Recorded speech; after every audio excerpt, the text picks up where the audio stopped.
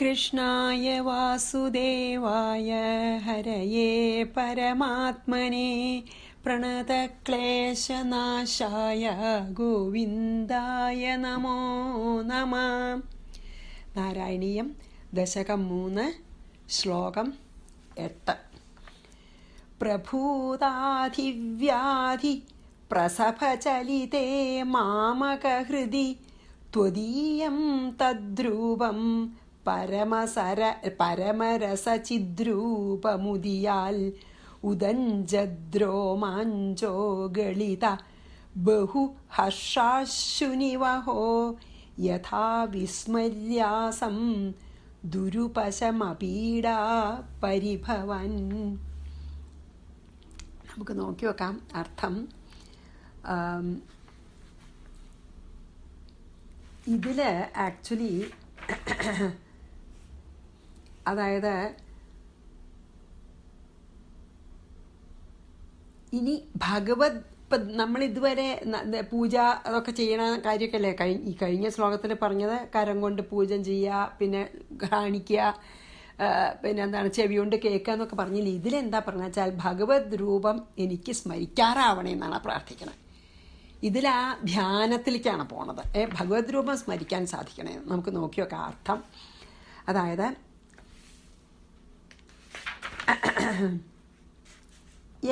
ഇതെന്താ വെച്ചാൽ കുറച്ചൊരു ഇതിൽ പറഞ്ഞാലാണ് അത് നമുക്ക് അധികം ഇതാവുക. അതായത് എപ്രകാരമായാലാണ് എനിക്ക് ഞാൻ ഉദഞ്ചദ്രോമാഞ്ചഹ.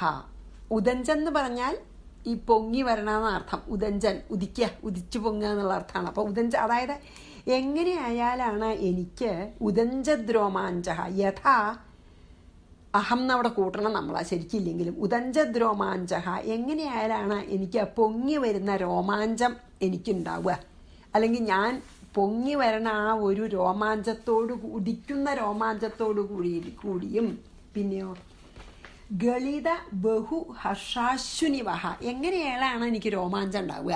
പിന്നെയോ ഗളിത ബഹു ഹർഷാശ്വനിവഹ എന്ന് പറഞ്ഞാൽ കണ്ടിന്യൂസ് ആയിട്ട് ഇങ്ങനെ ഫ്ലോ ചെയ്യണ പ്രവഹിക്കണ ആ പരമാനന്ദ,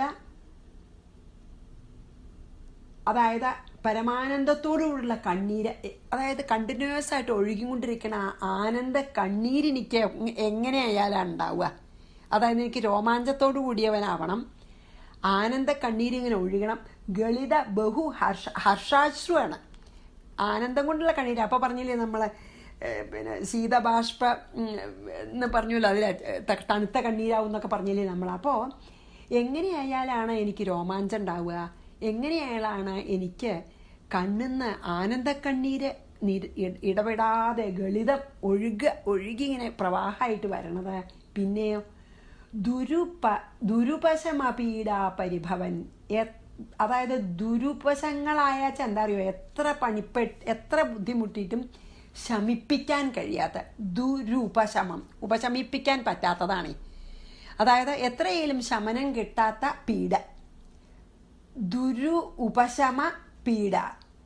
അതാണ് ശമിപ്പിക്കുക, ശമനം തന്നെയാണ്. ദുരുപശമം എന്ന് പറഞ്ഞാൽ ശമിപ്പിക്കാൻ പറ്റാത്ത പീഡാപരിഭവങ്ങളെ, അതായത് വേദന കൊണ്ടുള്ള ബുദ്ധിമുട്ടുകളെ ഉപശമ പീഡാപരിഭവൻ എന്ന് വേണമെങ്കിൽ വായിക്കാം. ദുരുപശമ പീഡാപരിഭവൻ, അതായത് ശമിപ്പിക്കാൻ വളരെ വിഷമുള്ള പീഡാപരിഭവങ്ങളെ അല്ലെങ്കിൽ വേദന കൊണ്ടുള്ള ബുദ്ധിമുട്ടുകളെ വിസ്മര്യാസം എങ്ങനെയായാലാണ് എനിക്കിങ്ങനെ ഈ ശമിപ്പിക്കാൻ പറ്റാത്ത വിധം തീവ്രമായിട്ടുള്ള ഈ വേദന കൊണ്ടുള്ള ക്ലേശങ്ങളെ എങ്ങനെയാണ് വിസ്മര്യാസം എനിക്ക് മറക്കാൻ പറ്റുക, എനിക്കത് മറക്കാൻ പറ്റണം. അപ്പോൾ 3 കാര്യം പറഞ്ഞു. ഇപ്പോൾ ഒന്നെന്താ, എനിക്ക് പിന്നെ മേലെ ഉദഞ്ചിതമായ രോമാഞ്ചം ഉണ്ടാവണം. അതായത് ഉയർന്നു നിൽക്കണ ആ രോമാഞ്ചം എനിക്കുണ്ടാവുക എങ്ങനെയായാലാണോ എൻ്റെ കണ്ണിന്ന് ഗളിതമായിട്ടുള്ള, അതായത് ഇങ്ങനെ പൊട്ടിപ്പുറപ്പെടുന്ന ആ ഒരു അനവരതമായിട്ട് പ്രവഹിക്കണ ആനന്ദ കണ്ണീരെങ്ങനെയായാലാണ് ഉണ്ടാവുക എനിക്ക്, അല്ലെങ്കിൽ എൻ്റെ ശമിപ്പിക്കാൻ വളരെ വിഷമമുള്ള ഈ പീഡാ പരിഭവങ്ങളെ അല്ലെങ്കിൽ വേദനകളെ എങ്ങനെയായാലാണ് എനിക്ക് മറക്കാറാവുക, വിസ്മര്യാസം മറന്നിരിക്കാൻ പറ്റിയ എങ്ങനെയായാലാ തഥ അപ്രകാരം എന്നാണ്. അതുപോലെ എങ്ങനെ, അങ്ങനെ ഒരു നിലയ്ക്ക് ആക്കാൻ എന്നെ ആക്കാൻ എങ്ങനെയൊക്കെ അപ്രകാരം എന്തു വേണം? പ്രഭൂതാദിവ്യാധി പ്രസഭചലിതേ. പ്രഭൂതം പറഞ്ഞാൽ അധികം എന്നാണ്. പ്രഭൂതം വർദ്ധിക്കുക, അതാണ് അധികമായിട്ടുള്ള ആധിയിലും ആധി വ്യാധി. ആധി പറഞ്ഞാൽ മനസ്സിൻ്റെയാണ്, വ്യാധി പറഞ്ഞാൽ ശരീരത്തിൻ്റെയാണ്. അപ്പം എൻ്റെ മനസ്സിലത്തെ ദുഃഖങ്ങളും ഈ ശരീരത്തിലുള്ള ഈ രോഗം കൊണ്ടുള്ള കഷ്ടപ്പാടും പ്രസഭം വെച്ചാൽ എന്താ അറിയോ? ഇവിടെ അതായത് ബലാൽക്കാരേണ എന്ന് പറയില്ലേ നമ്മളെ, ബലം പ്രയോഗിച്ചിട്ട്, അതാണ് പ്രസഭം. പ്രസഭ ചലിതേ പറഞ്ഞാലോ, അതായത് പ്രസഭ ചലിതേ മാമഹ ഹൃദി. ഈ അധികമായിട്ടുള്ള ആദ്യകൊണ്ടും വ്യാധികൊണ്ടും എൻ്റെ മനസ്സിൻ്റെയും ദേഹത്തിൻ്റെയും കഷ്ടപ്പാടുകളെ കൊണ്ട് ബലാൽക്കാരായിട്ട് ബലം പ്രയോഗിച്ചിട്ട് ക്ഷോഭിപ്പിക്കുകയാണ്. അതായത് എൻ്റെ ചലിതേ പറഞ്ഞ ഇളകുകയാണ്. എന്താ? എൻ്റെ ഹൃദയം. എൻ്റെ ഹൃദയത്തിന് ഇങ്ങനെ ഇളക്കുന്നുണ്ട്. ഏത്? പ്രഭൂതാദിവ്യാധി. അതുകൊണ്ടാണ് പ്രസഭചലിതം. പ്രസഭം എന്ന് പറഞ്ഞില്ലേ, പിടിച്ച് വലിച്ച് ബലാൽക്കാരായിട്ട് ഇളക്കുകയാണ്. എന്തിനെ? മാമക ഹൃദി, എൻ്റെ ഹൃദയത്തിനെ ഇളക്കുകയാണ്. എങ്ങനെ? ഈ അധികമായിട്ടുള്ള ആധിയും വ്യാധിയും.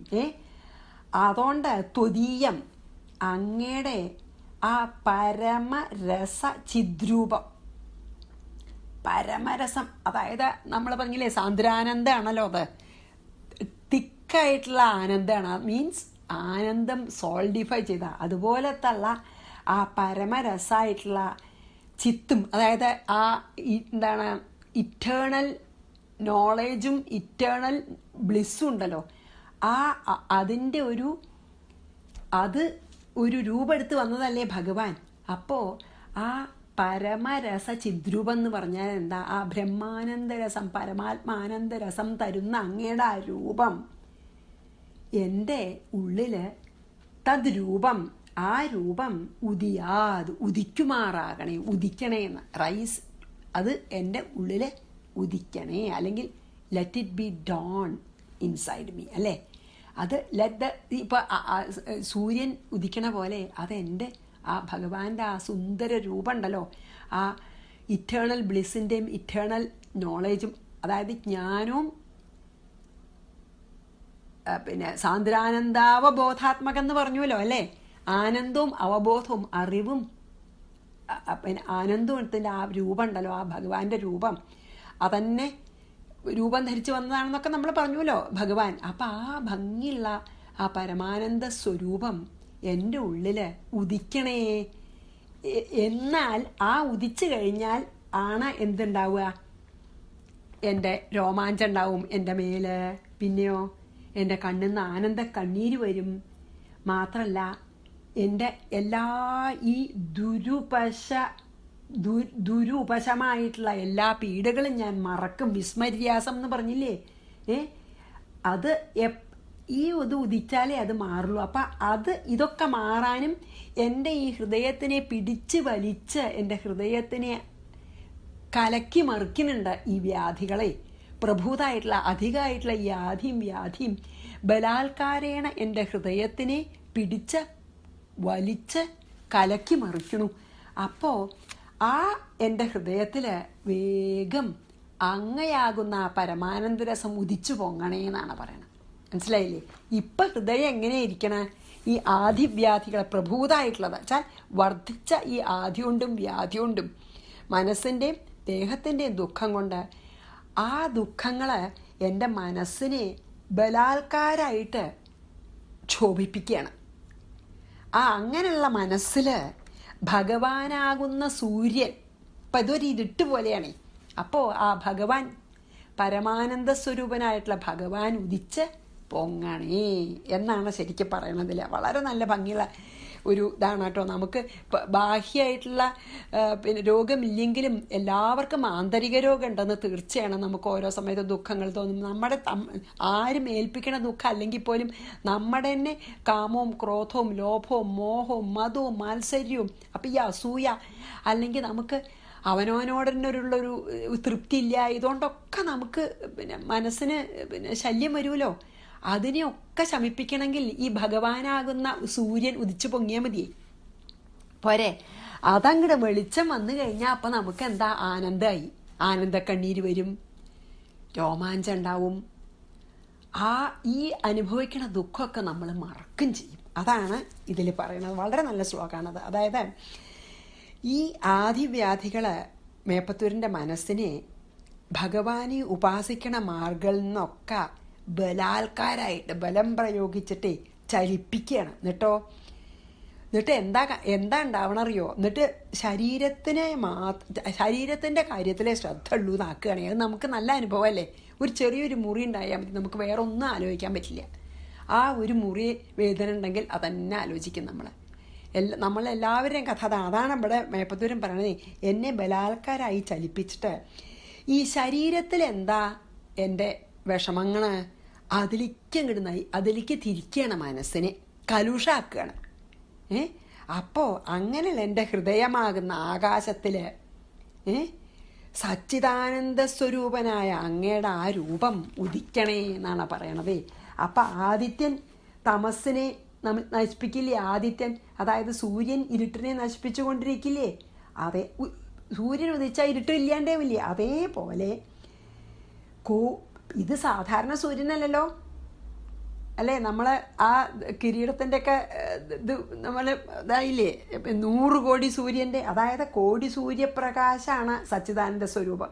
അപ്പം അങ്ങയുടെ ഈ ദിവ്യരൂപം എൻ്റെ ഈ മിഥ്യയായ, അതായത് എൻ്റെ ഈ അജ്ഞാനമാകുന്ന ഇരുട്ടിനെ അങ്ങാകുന്ന സൂര്യൻ ഉദിച്ചിട്ട്, എൻ്റെ ഹൃദയാകാശത്തിൽ ഉദിച്ചിട്ട് എന്നെ മുഴുവനെ പ്രകാശിപ്പിക്കട്ടെ. അതായത് അങ്ങയുടെ രൂപം എൻ്റെ ഹൃദയത്തിൽ ഉദിച്ചാൽ ആ അങ്ങയോടുള്ള അങ്ങയോടുള്ള ആ സ്നേഹത്തിനൊരു കണക്കില്ല. കോടി സൂര്യപ്രഭയോടുകൂടി ഉദിക്കണ ഭഗവാൻ എൻ്റെ മനസ്സിലങ്ങോട്ട് ഉദിച്ചാൽ എൻ്റെ ശരീരം മുഴുവനെ അപ്പോൾ രോമാഞ്ചം അണിയും. എന്നിട്ട് എൻ്റെ കണ്ണുന്ന ആനന്ദ ബാഷ്പം ഒഴുകി ധാരധാരയായിട്ട് ഒഴുകും. എന്നിട്ടോ ഞാൻ എൻ്റെ എല്ലാ ക്ലേശങ്ങളെയും മറക്കും.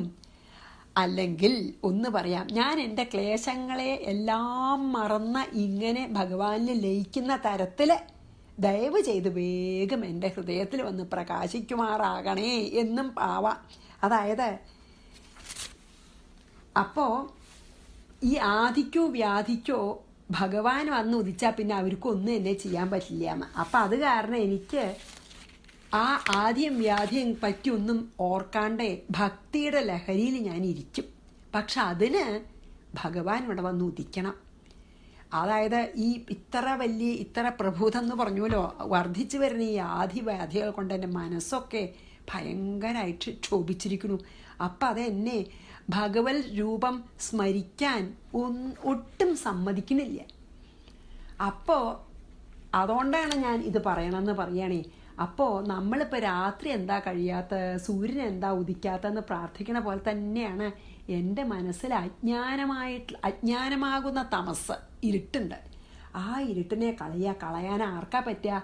ജ്ഞാനസ്വരൂപനായിട്ടുള്ള ഭഗവാന് മാത്രമേ പറ്റുള്ളൂ. അതുകൊണ്ടാണ് ആ അജ്ഞാന ആവരണത്തെ മാറ്റാൻ ഈ ജ്ഞാനസൂര്യനായിട്ടുള്ള ഭഗവാൻ എൻ്റെ മനസ്സിൽ വന്ന് ഉദിക്കണേ എന്ന് പറയുകയാണേ. പിന്നെ ഇതിനു മുമ്പത്തെ ശ്ലോകത്തിലൊക്കെ പറഞ്ഞുല്ലോ, രോമാഞ്ചയത്യംഗകം എന്നൊക്കെ പറഞ്ഞില്ലേ, വ്യാസിഞ്ചത്യവി ശീതബാഷ്പവിസരൈർ ആനന്ദമൂർച്ഛോദ്ഭവൈ നമ്മൾ പറഞ്ഞുല്ലോ.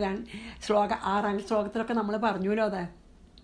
അപ്പോൾ പിന്നെന്താണ്, ഇപ്പം ഈ എൻ്റെ ദുരുപശമായിട്ടുള്ളത്, അതായത് ശമിപ്പിക്കാൻ വിഷമമുള്ള ഈ പീഡ ഭഗവത് രൂപസ്മരണം കൊണ്ട് അതെനിക്ക് വിസ്മരിക്കാൻ പറ്റും.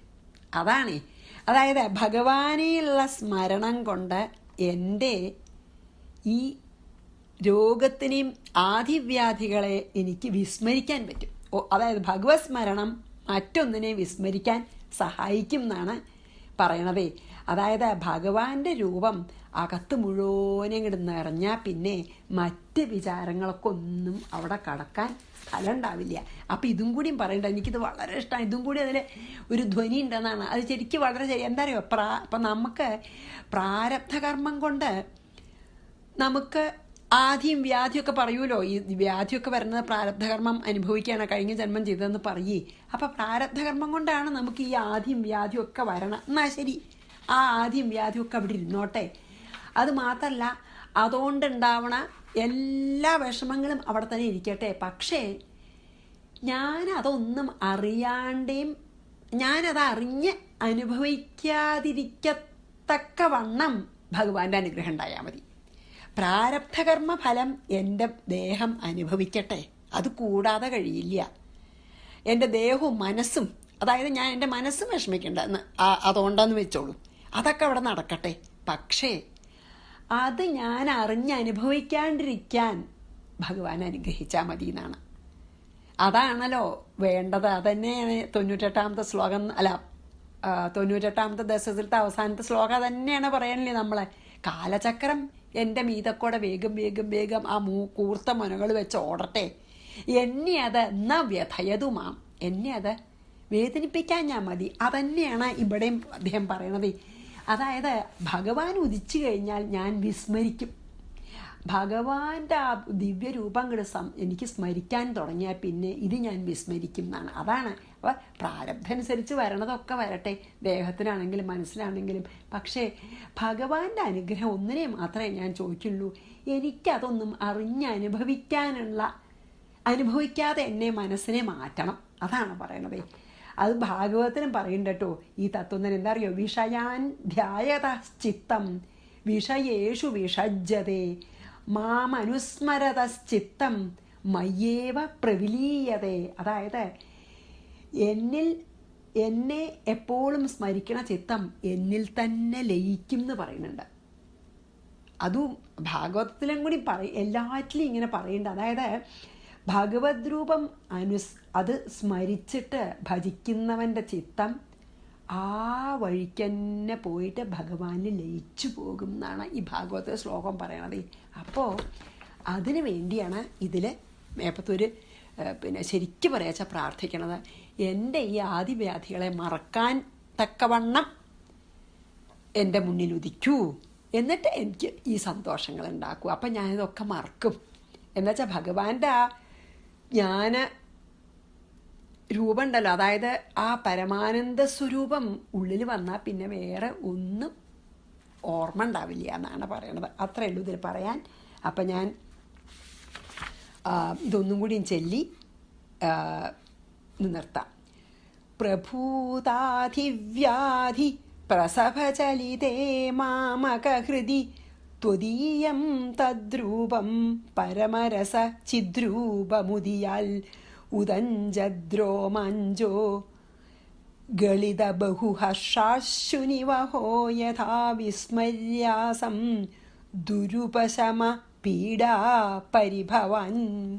ശ്രീകൃഷ്ണാർപ്പണമസ്തു. സർവത്ര ഗോവിന്ദനാമ സങ്കീർത്തനം. ഗോവിന്ദ ഗോവിന്ദ.